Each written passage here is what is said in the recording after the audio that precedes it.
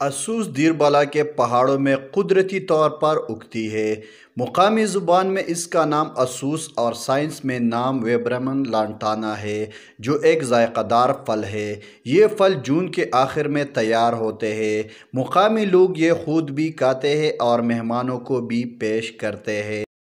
مونږ به تورې د بره دیر خلک دا خپلو ملګرو خپلو رشته دارانو ته په یو تحفه کې په یو ګفټ کې هم ورکوو او هغه خلکو له ایجادونو او ښه ښایسته شلنګان دي، کاړکبن ټاپ دی او چې راشئ نو ښه به وکئ۔ اسوس رنگ میں سرخ، چھوٹے دانے اور ذائقے میں میٹھے ہوتے ہیں۔ طبی ماہرین کے مطابق یہ مختلف ادویات کی تیاری میں بھی استعمال ہوتے ہیں اور صحت کے لیے بھی مفید ہے۔ ناصر زادہ، آج نیوز، افردیر۔